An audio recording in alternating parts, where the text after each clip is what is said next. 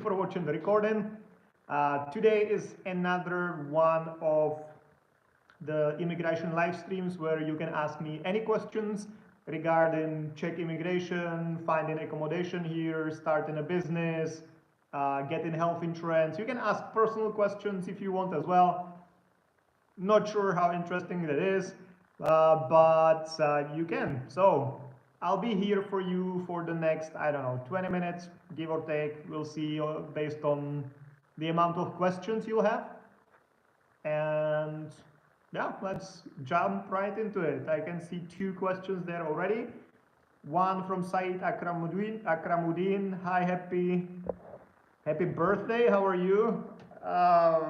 Thank you, I guess. It's not my birthday, but thank you. And I'm good. Jaka Prasad. Hey Jan, my PR application is in process. My company is going to transfer all the employees to new employer by the end of this year, keeping the same contract conditions with the same role. The workplace is unchanged. My company sends official email to all employees about this transfer. In MOI website, it's mentioned that it's not obligatory to notify such transfer. I have taken some confirmation from my HR stating that I will be transferred to new company. I have submitted the confirmation to MOI yesterday.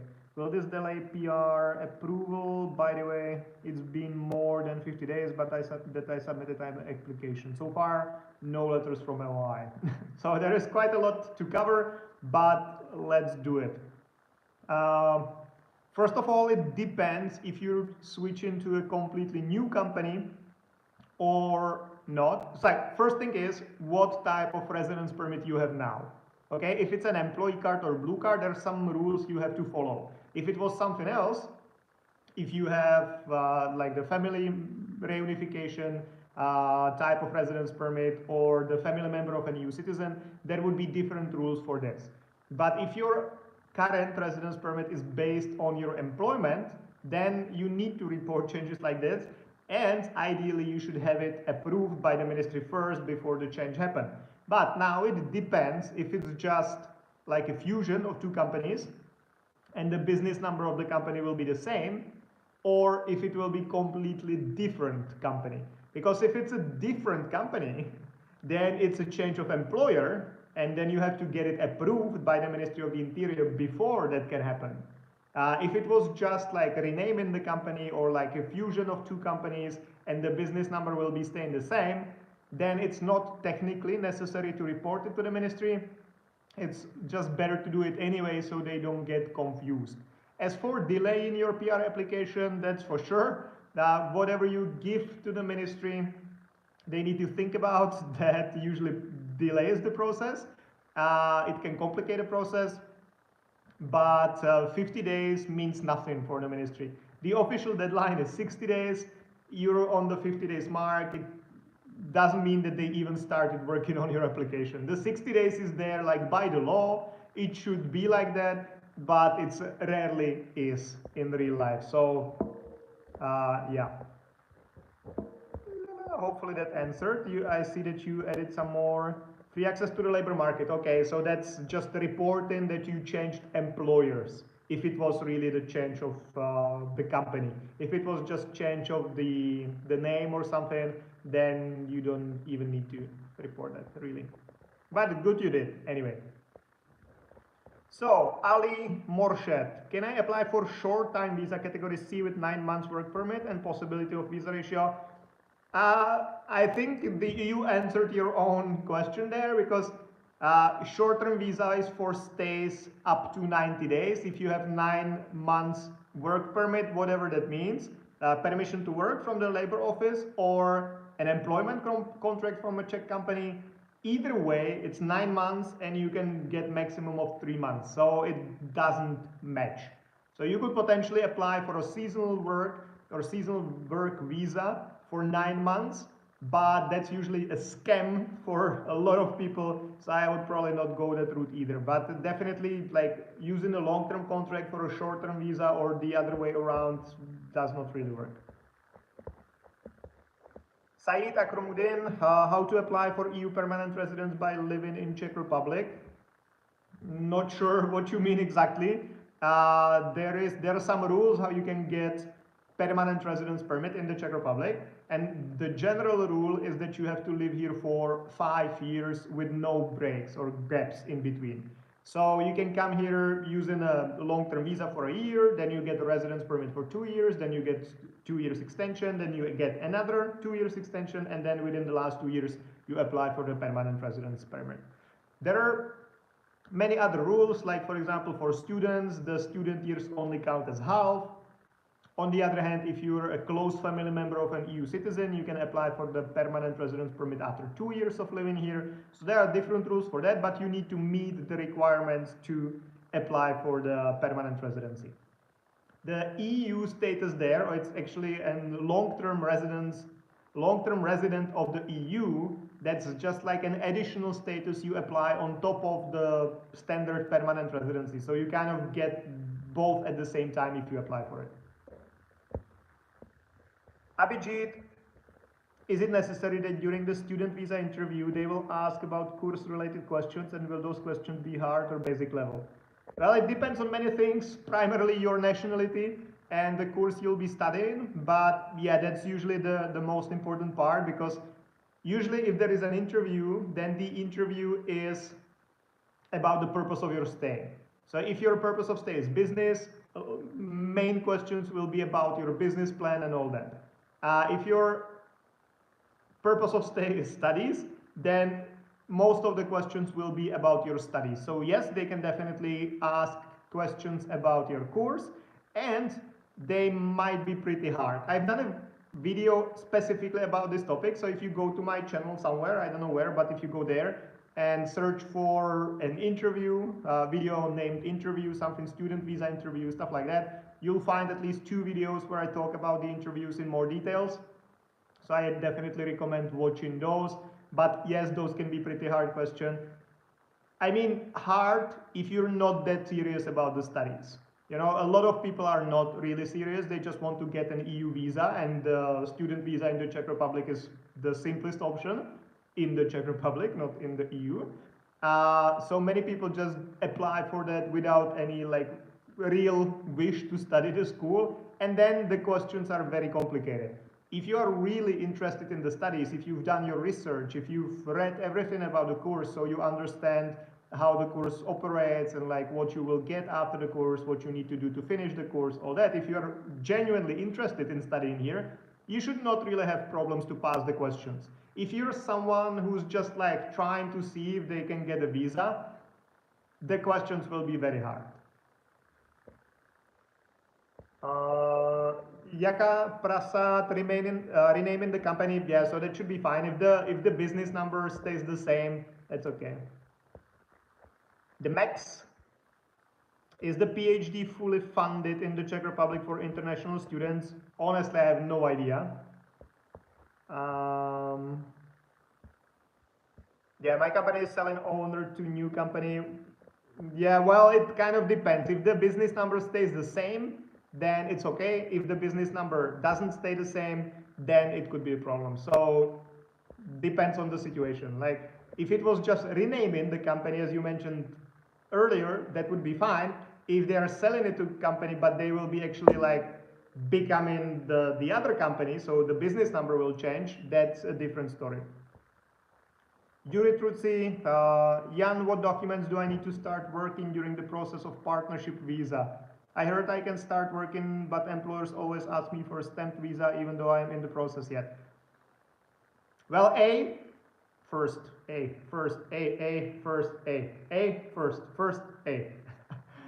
depends on the employer and their HR and how experienced they are with employing foreigners.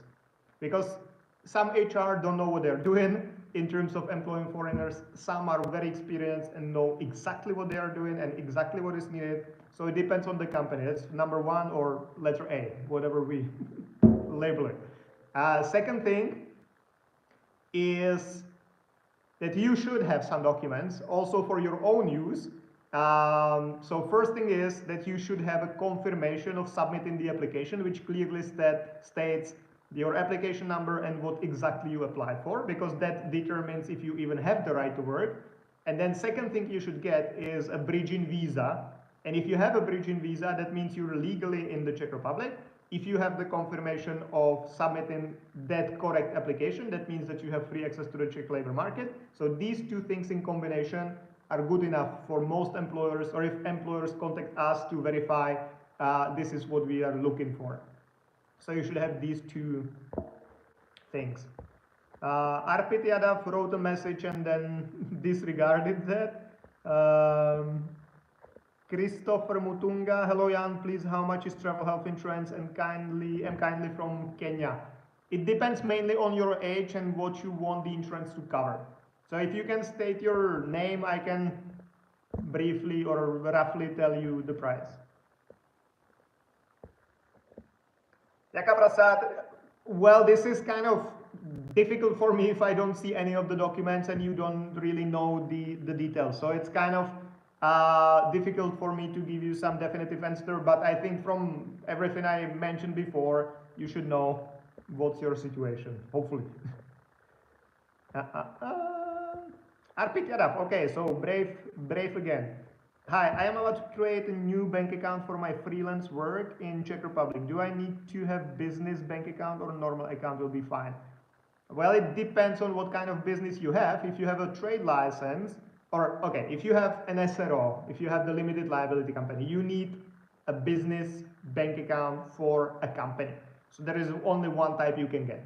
If you have a trade license and you work as a freelancer, okay, you mentioned freelancer, okay, so that's my bad, sorry. Then you can choose. You can even have, like, there are specialized bank accounts for freelancers, trade license holders, so you can have that and everything will be clear. You can potentially have also your own personal account, not a business account, which might have some benefits, like actually some interest rate on the bank account, which usually the business accounts don't have, and other things. But in that case, you need to be able to distinguish what is your personal money and what is your freelance money. You need to be, if the tax office requests that from you, you need to be able to say exactly, okay, this is business related, this is not business related. So if you, as long as you can keep it somehow separate, your own money and your freelance money, or your own, like both is your own, but you get me, I think. So that's fine. But if you couldn't do that, then having a separate business bank account might be better. Abhijit, first, is it mandatory to have a second interview for student visa? No, it's not mandatory. Even the first interview is not mandatory. We've had clients who didn't go through the first interview. We've had not a client, but a person who came to us later that went to the embassy 17 times for one student visa application. So kind of depends. It's mainly about how trustworthy you are and how strong is your story. Usually the second interview is there if the ministry doesn't like something. Good thing is that if they invite you for a second interview, you're not denied yet. So that's a good thing. If they could deny you, or if they wanted to deny you right away, they would have done it already. So it's actually a good thing to be invited. Yeah, we can say a good thing to be invited for a second interview. But usually it's done when the ministry has some doubts about your application. It can be about some of the documents, usually proof of funds. It can be about your motivation. It can be about your family. Doesn't matter, but usually there is something the ministry is cautious about. The max. What's the level of Czech language required for Czech PR, and how many years of PhD years are counted? PR requires A2 level of Czech language, so A2. As for PhD, it depends on what kind of residence permit you get. If you get a student residence permit, then it's counted as half. If you get a researcher, for example, then I'm not sure.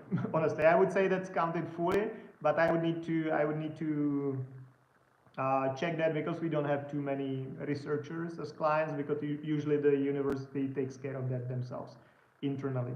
But if it's a student residence permit, then it counts as half. Every year counts as half a year.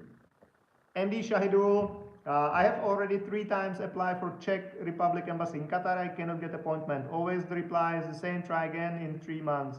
Please, I need your suggestion to help me out. Try a different country to move to. That would be my suggestion. Well, yeah, you cannot really do much about it. I've done a video about how to get an appointment. So again, if you go somewhere to my channel, I don't know where you get there, but if you go there, look for a video which is called how to get an appointment or something like that, and you get more information there. But usually if you cannot get an appointment, it's because there are no available appointments or there is a very limited amount. So the question is, if you want to keep trying for 7 years or if you just move somewhere else, you know. Guys,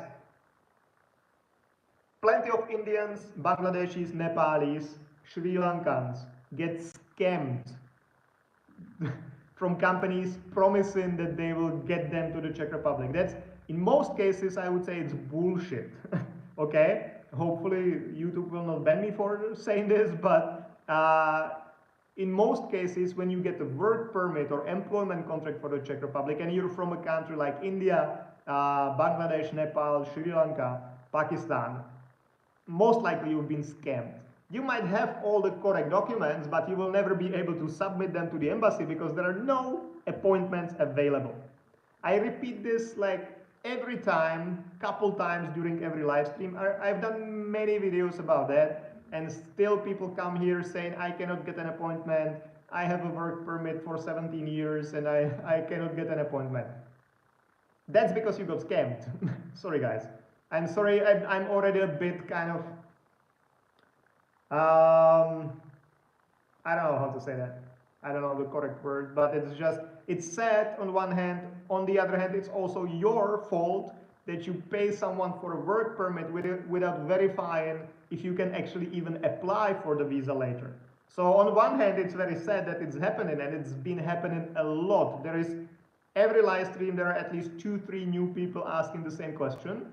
Plus, we get like tens of emails like this to our email asking about the same question. I cannot get an appointment, can you help me get an appointment? Or I've got a work permit from the Czech Republic, can you check the documents and verify they are fine? And it's just, guys, first thing before you pay someone to get you a work permit should be asking, will you give me an appointment? Will you get me an appointment at the embassy? Based on what the company tells you, or the agent, the provider, whatever, then also go to the website of the Czech embassy and find out if you can even apply. Because in most cases you cannot, because there are simply no available appointments, zero. And if there are 0 available appointments, it doesn't matter if you have 72 different contracts, you will never get an appointment because there are 0 available appointments. So you will never get a visa, you will never apply. You can keep trying every 3 months, and maybe in 10 years something will change, but in 10 years you will need to 20 times exchange the documents because they're like renew the documents because they're only valid for 180 days. So it makes no sense. Guys, better move to Poland or somewhere else where the conditions are actually like doable, not in the Czech Republic. This is my message to you. Yuretrud say, thanks Jan, Merry Christmas and Happy New Year if you don't do more live streams. Guys, as I promise at the end of every live stream, every Thursday, Thursday until the end of the world. So I'll be doing live streams during holidays as well. So don't worry, you'll see me again. But thank you and Merry Christmas to you and Happy New Year as well. Abhijit, during the interview, all the questions asked orally or some can also be written for students? Depends. I would say generally everything is asked like in the spoken language. At some embassies, but it's mainly for the business visa. They just give you a list of questions and they give you time to answer those questions, so you actually write it down. But in most cases, it's oral interviews. Christopher Mutunga. Okay, I'm 36 years, health insurance from Kenya. I really need your number. Are there available appointments for Kenyans, please? So first, Health insurance for a year at 36 years old, that will be somewhere around 20,000 crowns a year. 20,000 crowns a year. As for my number, just go to any of my previous videos, like the last one, and there is an application form you can fill in your details, and we'll be in touch with you. As for appointments for Kenyans, it depends on what type of visa or residence permit you want to submit, because if you're asking about year-long health insurance, that's probably not work related, because for work related residence permit like employee card, blue card, you don't need health insurance. So yeah. Abhijit, is it good to take an education loan for studies in Czech Republic, or will it be a negative impact of insufficient funds? That kind of depends. A, if the ministry finds out, if you tell them. Second, if it appears somewhere in your bank statements. Like, you need to have the money in your account. If you have the money in your account, it kind of does not matter if it was a loan or if someone gave it to you or whatever, as long as the money is there during the whole approval process. If you like get a loan, deposit the money to your bank account, and as soon as you submit the application, you pay the whole loan back, you return the money, and you are back at zero or whatever amount of money you had before, that will be a problem. But if you get a loan, you keep the money the whole time, you use it here, you pay back the loan later, no one cares. Vince Silva, is it difficult to get registered to a GP if your insurance is not VZP? What is the hack to quickly find a GP? Hack to quickly find a GP is to ask me.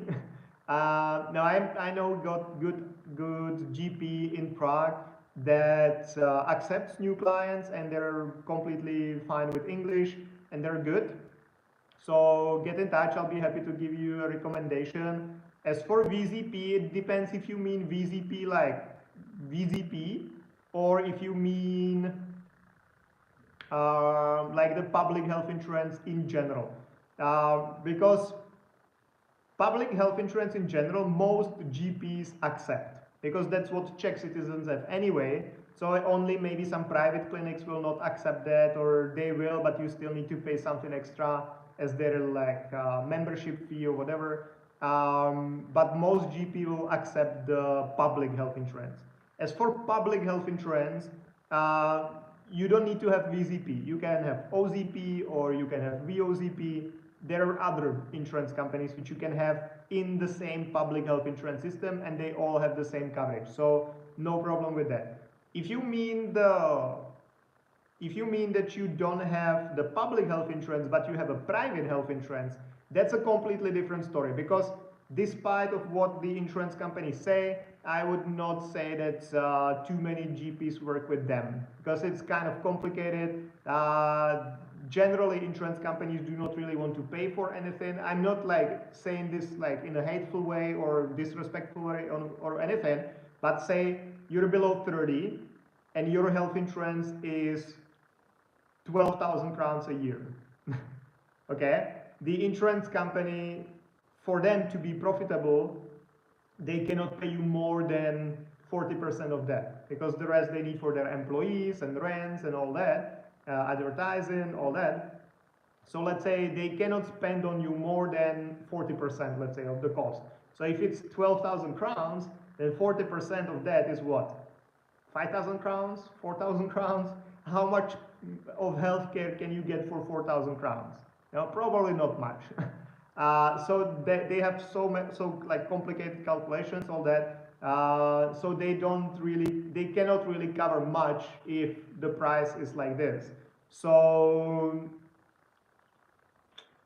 yeah, I would not say that if you have the private health insurance that you will have too many options for GPs.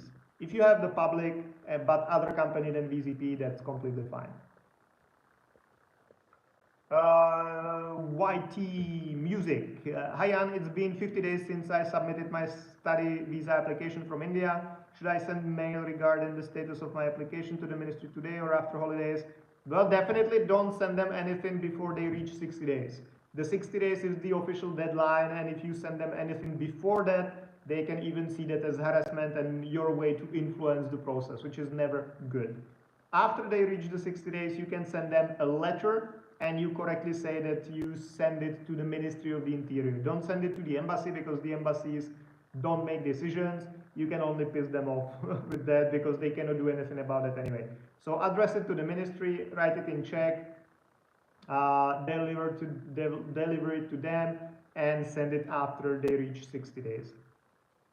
Another thing is, don't expect much to happen. But you can do that for sure.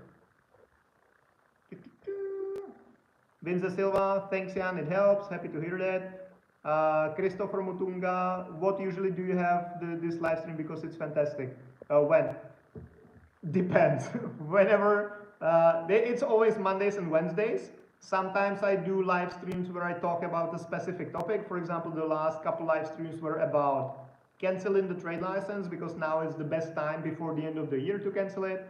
The other one was about the social security and healthcare payments increasing for freelancers from next year. So I went a bit into detail into that. And the one before that was about increasing the minimum salary in the Czech Republic from 1st January 2025. So I do sometimes like topic specific live streams like this, and then I don't answer questions that are not related to the topic. But then sometimes I do, and that's every Monday and Thursday. Then sometimes I do these kind of open live streams where you can ask me any questions you want, but that's not like every time. It's, I would say 1 in 3, 1 in 4 maybe. As for the time, it kind of depends.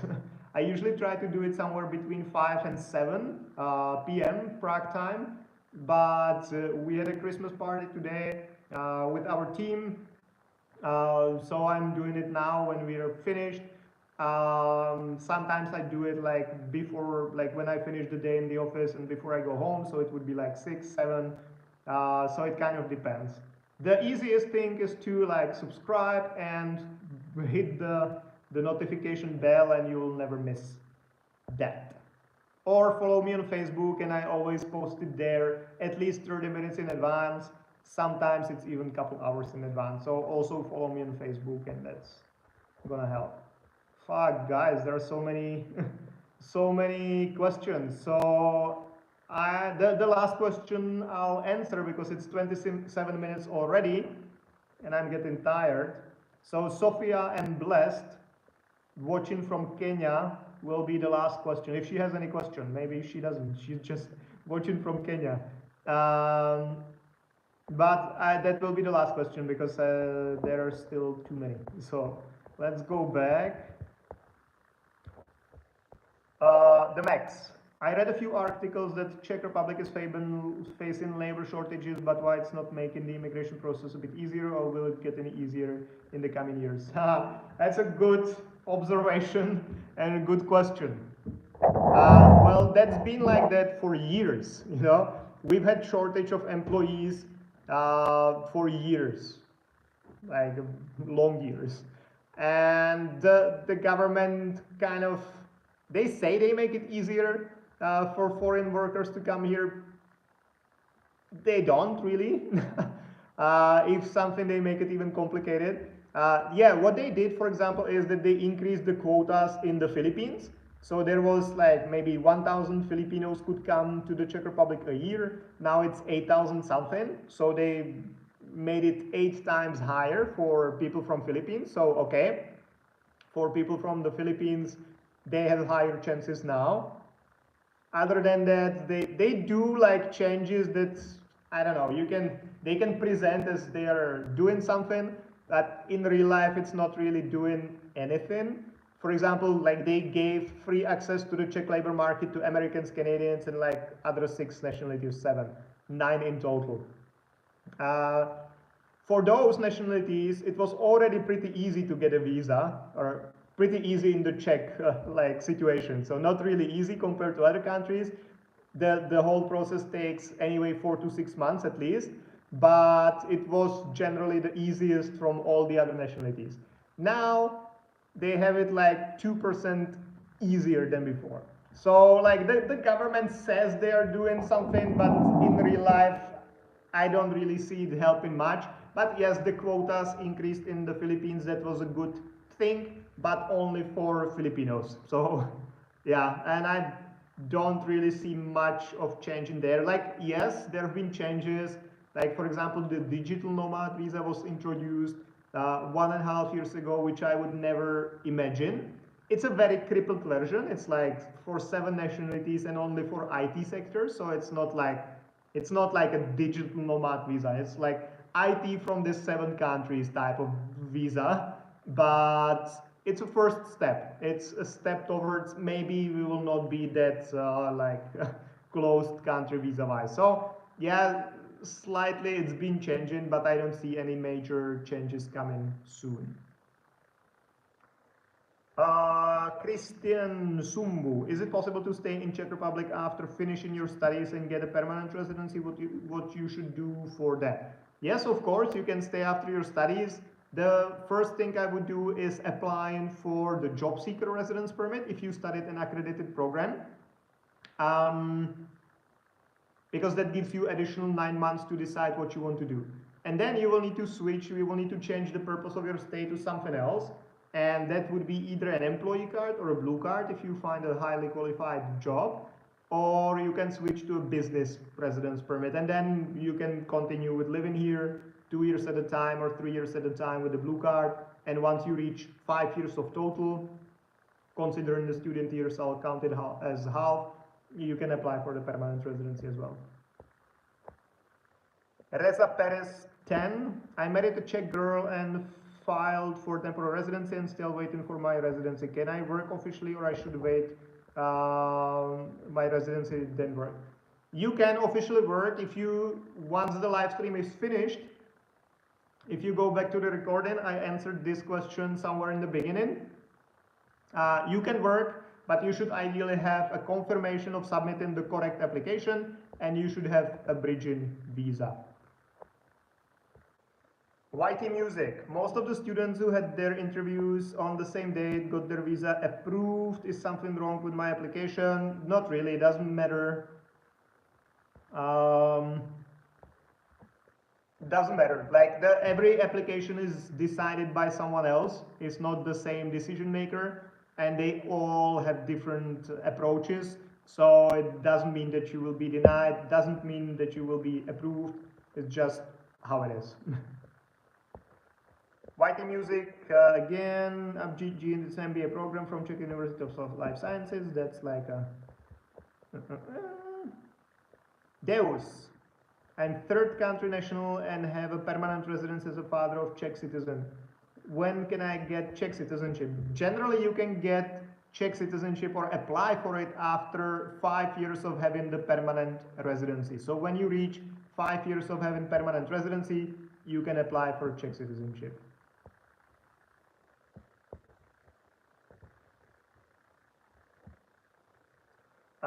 The insurance I'm asking for is for work permit. You don't need any health insurance for employment-related applications. Only once it is approved, you will need to have insurance for like 2 months, and that's it.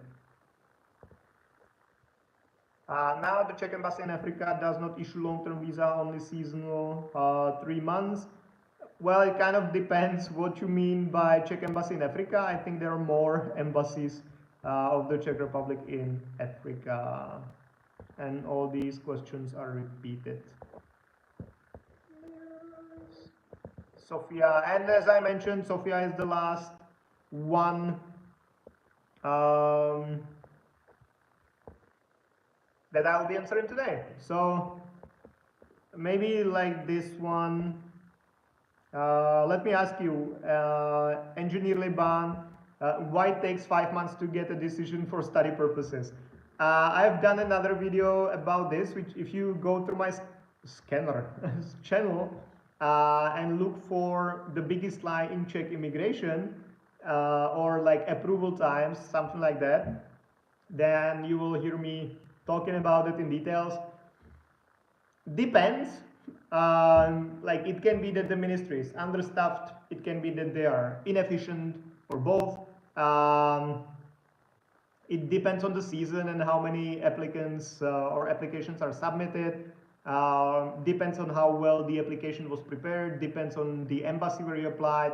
So there are plenty of different reasons, but generally speaking, you should not really stick to the official timelines. Okay, so if you plan move into the Czech Republic and you see, okay, if I apply for a business visa, the official approval time is 90 to 120 days. You should, or if you should not really count with 90 to 120 days. You should count with double, just to be sure, safe. So at least like 180. If you apply for a student visa, you should not, like I see it all the times here. Maybe it works like that in some other countries. That if they say you will get the decision within 60 days, you will really get decision within 60 days. In the Czech Republic, it doesn't work like that. If the law says you have to get the decision within the 60 days, you can do it you can get it in 2 weeks, in 60 days, or you can do it, you can get it 3 years later.